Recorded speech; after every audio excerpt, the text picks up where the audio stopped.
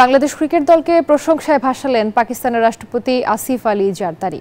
Governor হাউসে লিটন দাস, মেহেদী মিরাজদের ডেকে এনে সকলের সাথে কুশল বিনিময় করলেন, উপহার দেন ব্যাটও। ক্রিকেটেই দুই দেশের মধ্যে সম্পর্ক আরও মজবুত করবে বলেও জানান পাকিস্তানের রাষ্ট্রপতি।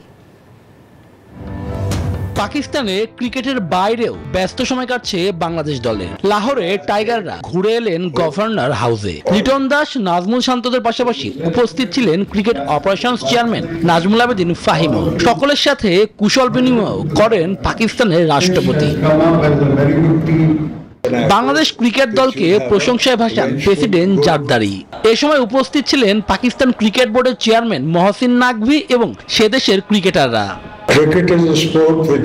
ক্রিকেট শুধু খেলা নয়, এটি দুই জাতির মধ্যে সম্পর্ক গড়ার একটি সেতু বন্ধন। আমি এমন এক প্রজন্মের অংশ যারা পাকিস্তান ও বাংলাদেশের বিচ্ছেদ দেখেছে খুব কাছ থেকে, কিন্তু এখন আমাদের নতুন প্রজন্মকে এগিয়ে নিতে হবে সম্প্রীতির পথে।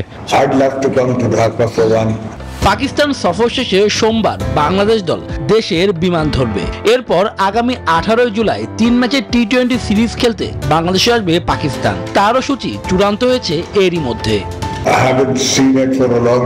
দুই দেশের জনগণের মধ্যে পারস্পরিক বোঝাপড়া, সংস্কৃতি বিনিময় ও খেলাধুলার মাধ্যমে সম্পর্ক গভীর করার চেষ্টা চলছে। বাংলাদেশ আজ একটি বৈশ্বিক উন্নয়নের উদাহরণ। আমরা উভয় দেশ প্রাকৃতিক সম্পদে সমৃদ্ধ। একসঙ্গে কাজ করলে আমাদের জনগণের জন্য কল্যাণ বয়ে আনতে পারি। ভারত পাকিস্তান যুদ্ধের প্রভাব পড়েছে ক্রিকেটে, সেজন্য পাকিস্তানের চাওয়া বাংলাদেশের সঙ্গে খেলাধুলার মধ্যে দুদেশের সম্পর্ক আরও মজবুত করা। শুভদেবনাথ, নিউজ 24।